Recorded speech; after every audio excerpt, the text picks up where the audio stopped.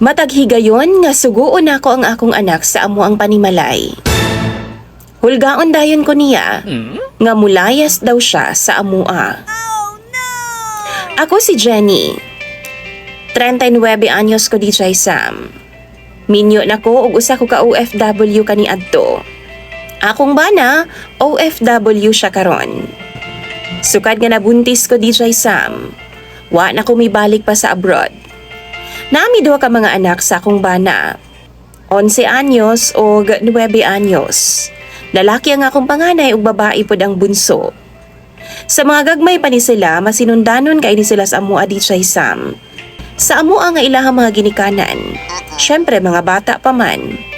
Pero dihang nagkat-o na ang akong anak o mga kabuang. Duwa, barkada sa eskwelahan di jay Sam. Nagbag-o gid siya. Mao nang makaingon ko usahay no may pasiguro no, wa na lang nako gipa-eskwela ang akong anak. Kay makontrol pa siguro nako siya. Kaysa karon nga balingag na gid kay siya naong. Gahi na kayog sa labutan. Pero unsaon man, nga di man pud pwede nga di nato sila pa-eskwelahon para sa ilahang ugma. Ayaw pud ko ninyo ingna ha, nga wa na ko disiplinaha nga akong anak og tarong, kay gidisiplina ko gyud na. Nagsugod man gud ni siyang kabuang sa akong anak di jay Sam dihang grade 5 siya.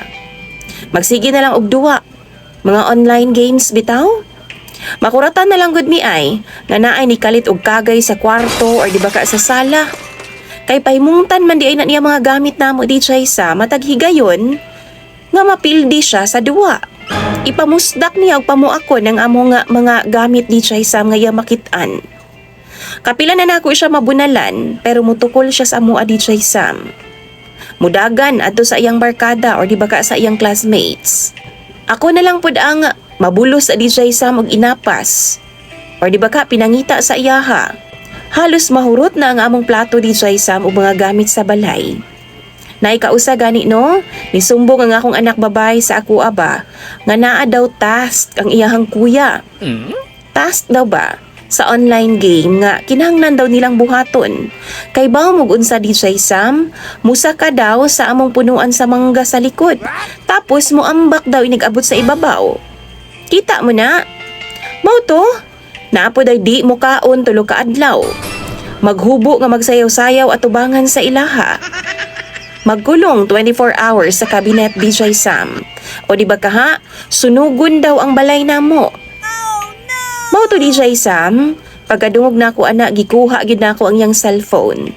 Akong gitanggal ang maong gaming app. Dili naman jud patuod di jay Sam ang akong anak. Gipusdak nako ang cellphone. Naguba ang iyang cellphone di jay Sam maong gilayasan ko niya. Adto siya paingon sa iyang apuhan. Unya kay bawo na mos mga apuhan, ila man jud ang labanan ng ilang mga apo. Gina-baby na nila di jay Sam. Maunang ako pa ang nahimong dautan. Ako pa ang namahimong kontrabida sa akong anak. di jay Sam, kapila na namo nagiawayan sa akong bana.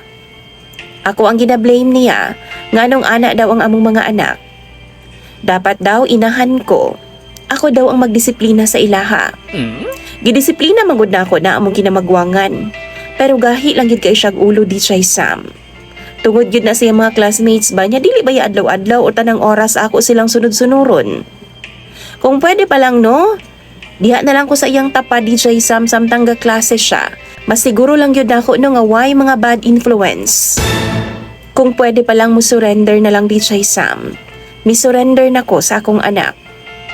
Di jay Sam naglibog na jud ko.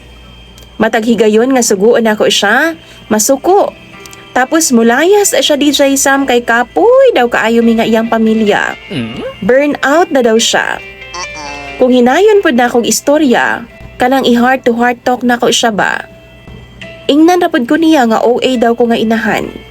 OA daw ko nga pagkamama. Wa na jud ko masayo di jay Sam, nganong ana ang kasagarang mga kabataan karon. Wa na ba ni sila kaluoy sa ilang mga inahan? Sa ilang mga ginikanan? Lahi man kayo ang sauna nato nga batch, oy. Mga buutan man ta. Isa lang gani no kasipat og sitsit sa mga ginikanan.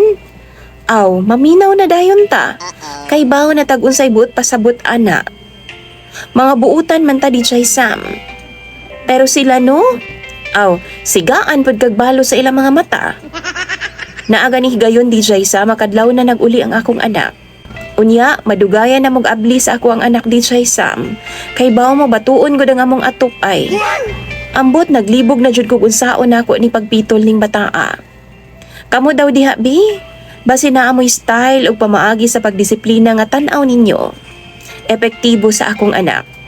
Nagkagubot jud mi pirmi sa akong bana DJ Sam. Kay mao ra man ay lalisa namo ang mga kabuang sa among anak. Tabangi daw ko ninyo bi? Tambagi daw ko ninyo. Imong sender DJ Sam og follower, Jenny.